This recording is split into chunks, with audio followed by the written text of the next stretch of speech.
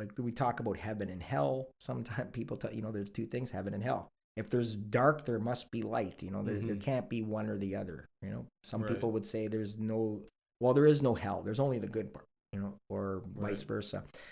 So God doesn't put us in hell. We put ourselves there by not choosing that pathway. So if I want to model my life to get to a heaven, if there is a heaven, I believe there is. Some people don't. What do I have to lose? Yeah. Right? I'd rather choose that and be with this man who loved me and died for me. Yeah. Right?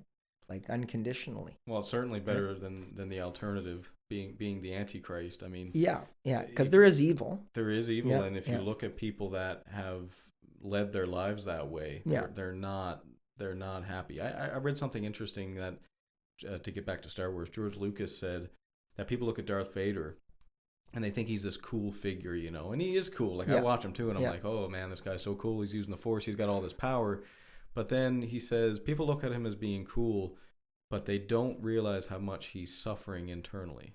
So you don't want to be that guy. No. It's like, yeah, he's got power, but he wakes up every day and he is just in this state of suffering all the time. He destroyed everything he loved. He's always suffering. He's always in hate and in anger. And so it's interesting that... What a place to be. Yeah, well, exactly. Like I heard this term one time, I forget where I heard about it. It stuck.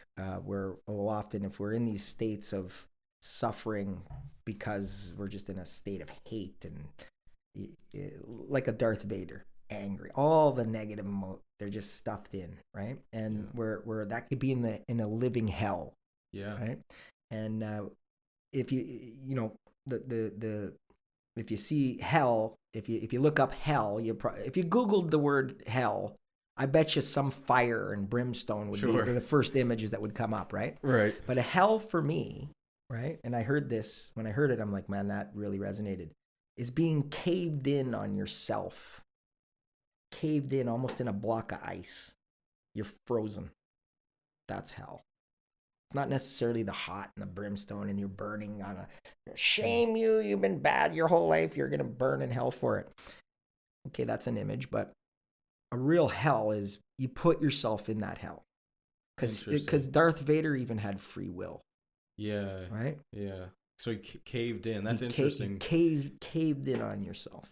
That's interesting because if you think about that sort of being caved in and closed off, that's actually what you do when you're scared. One of the things that when human beings became human beings in evolution was we have an upright spine. And so for you to do this, it's actually a vulnerable position to walk upright. Like if you imagine a gorilla, they're hunched over and they're protecting themselves. But a human being is up and they're vulnerable. They're showing their heart out. And part of that is what makes you human. So I think it really gets back to when you talk about something like vulnerability, it's like vulnerability is the courage to be yourself. Yeah. And when you are not yourself, that's when you start caving in on the world. You're caved in. Yes, and you could say in one phrase, I suppose, that you're not living in truth. No. Which is really what Logos is. Yeah. Well, you're hiding from who you are because of maybe fear, anger, whatever the case is, and you're so lonely.